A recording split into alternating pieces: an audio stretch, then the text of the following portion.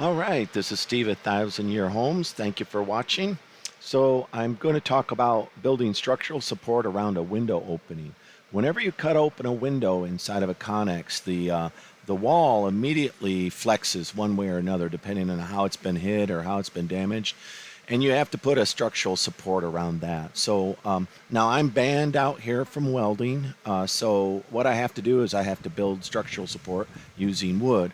And so today we're going to look at how I made this little shelf, and this will be a rather slow video. I'm in no hurry, but it's how I'm giving rigidity to the window openings as I cut them out. So these were actually 2x8s that I ripped down the middle, and I could have saved myself some money just by buying 2x4s. They wouldn't have been true though. These were true, and I got a little bit of extra dimension. But when you go and you're buying Western cedar, beggars can't be choosers. I've had a couple of them that were horribly split, and I tried to talk Menards into giving me a discount. No way, brother. I could see my shake right here. You see, see how hard this is. So I have went to see a neurologist about it, and we're digging into it. But it could just be essential tremors. It could be some epilepsy. I don't know. I don't really care. I got to get things done. So, but it does make these kind of things very difficult. Gone are the days of precision work for me. I couldn't build tight-fitting furniture. So you'll see some slop in here, and I'm trying to compensate with it with the proper tools and setting things up very precisely. And I can get there, right? I can get a tight edge occasionally, but fortunately the style I'm going for with the Spanish Mission vibe is something that a little bit of personality is desirable. So I've already set the blade for the depth that I wanted, and it's probably a 1/4 inch. I forget what I set here. And so when this is real time, later on you'll see I'll speed it up and I'll do it 3x. I just didn't want you to think I was throwing a log on a saw and just ramming it through at high speed. I'm watching my fingers.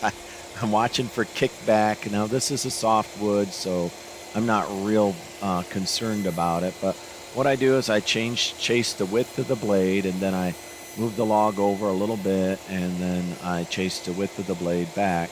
And I do that back and forward, so I'm getting a cut. Here I've sped it up to maybe 2 times or 3 times so that you can see I don't bore you to death. So what I'm doing is milling those notches out. If I had a dado blade, I would have used a dado blade.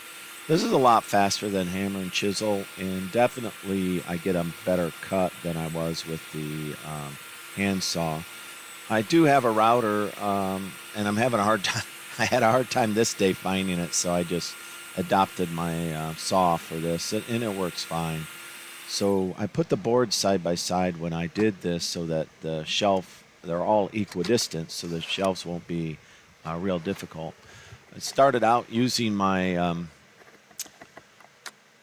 chisel here, and then I realized that that's too much of a kerf. I didn't feel like working that hard. So one more time back into surgery using a table saw, and just to clean this up. I'm trying to turn down the audio on all of these so we don't end up with super loud background noise. Apologize if I blow you out. So there you go. That's me milling it, and they're not bad fits. There I got a little crazy on the kerf, right? I went a little wide on the kerf, and as I do these, some of them are perfect and some of them aren't. So each support here will have shelves across it, and then a cedar back. If you take a look, I have the final video the next day.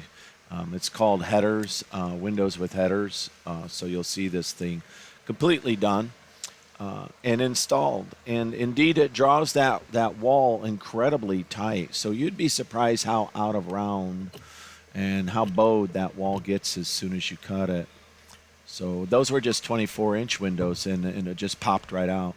What I'm doing here is I'm just putting shelves 12 inches away from each other. So I go ahead and I score it with an X-Acto knife using my 12-inch T-square.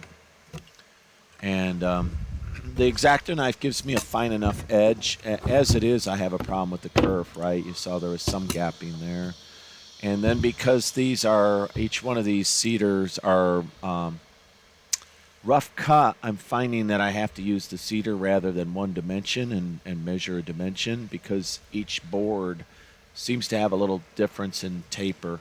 If I had a joiner out here and a planer, I could fix that up, but I don't. This is field work without power, without water. It's out 100 miles out of anywhere, so I'm having to make do, right? So here I sped up the probably 2x here to get through it for y'all. So measuring out all of these, and what I do is I use the steel T-square as a guide for my Japanese saw, my Asian saw, and then I just score it deep enough that I can see it on the table saw. I don't go all the way down to the 1/4 inch or whatever it was set at. In the old days, they talked about span there. You see how it locked right in? That's how I'm holding things together while I work. I just, in the one kerf that's out, mortise out, I put in a tenon, hold it there, and then cut these out. But and I clamp it. Goes off camera. Sometimes there's a clamp you don't see. My chisels are getting a little dull. I'm going to have to sharpen those. I'll do that some evening when I don't have anything else to do. Again, all of these are 12 inches apart. That's all I'm doing is measuring the shelves and inserting the shelves. There we go. See, I gave up. There's my clamp. I don't want a shelf to be a 1/4 inch out, right? These are only 24 inches long, so if I'm out even an eighth, you'll see an eighth. 16th I could get away with. I am not cutting the metal on that T-square. It looks like it. That's just an optical illusion. I am cutting wood for real. Again, just an optical illusion. I see it there too. Interesting.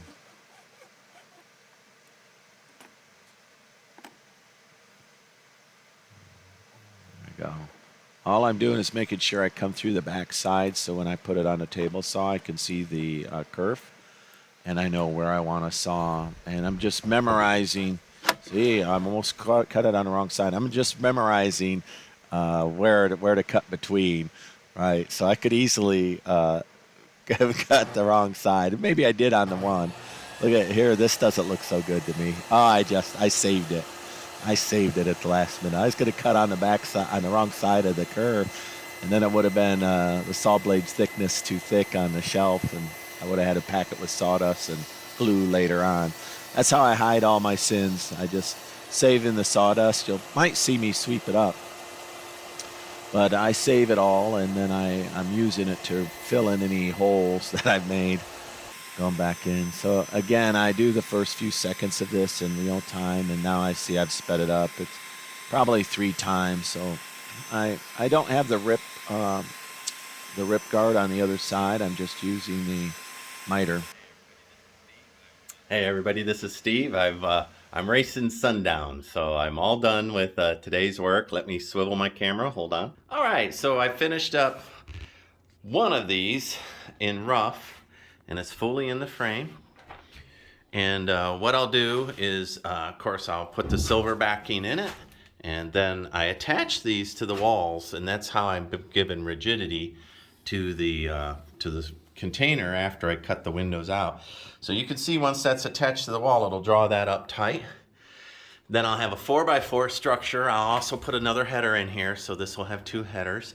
And 4x4 that'll run up and over, and that'll give me room for a ceiling fan and light and such, as well as when I pour perlite on the roof, that will give me support. Rock wool will be applied to the whole thing. So in the back of that, we'll have cedar as well. So I would say that it's 80%, maybe that's generous, 75% of the way there. So then once I do the windows, you can see that will be really quite beautiful. Let me zoom out. Okay.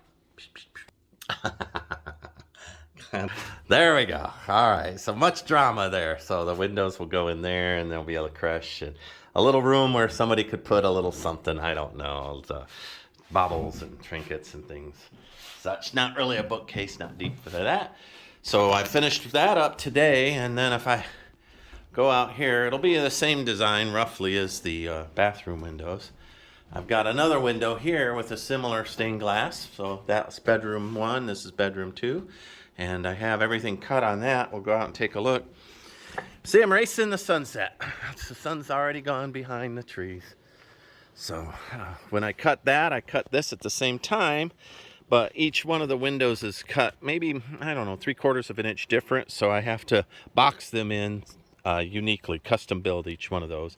I cut the shelves a little long, so once I notch them in, I know exactly where to put them, as well as the tops and bottoms. And I think that that's going to give a lot of support to this Connex construction. So, hey, I want to let everybody know it's just like it was 107 degrees when I started with that. So while I don't have a shirt on here, I respect y'all. I got shorts on, so swimming attire is what I'm on here. I respect my friends. So if you've liked and subscribed, and you find me questionable from here, just know that I'm respecting you with boundaries off camera as well. But it's 107. I mean, you could look at me and see that by the end of the day, I'm pretty worn out and pretty hot. So. But I took a break today. Somebody invited me to a barbecue, and I took a break during the heat of the day. And now it's the evening, and I'm running my AC, and I'm going to wash up with my camp shower and get all of this ready. So feeling good about this. I think tomorrow I'll have the other window here, as well as a cedar on that, and maybe even attached with the insulation, which means that I'll have this whole wall done. I could go on the outside and reinforce it with headers, and using the opposite method, I drill from inside out, and then I attach headers and whatnot. And I've got one window completely done with the header, and I've done already done a visual on that. So, but here's the one window with the header, and you'll find a video out there of how I curved and did all that. So this one, I follow the contour of the container, but I found if I just cut blocks that fit here, and then I can drill, and I don't have to do all of that kerfing, which is very, very difficult. And I don't know how productive. So anyway, these will just be attached using a more simple method. But I'm glad you joined me today.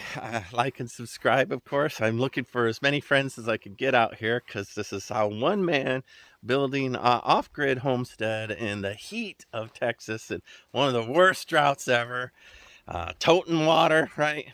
And I have just some super creative stuff that I'm going to use for water, super creative stuff for cooling. And I think that I have something that will transfer to the next generation of folks that will have to look at a little warmer earth and how to survive in such a thing. So like and subscribe. I appreciate the company.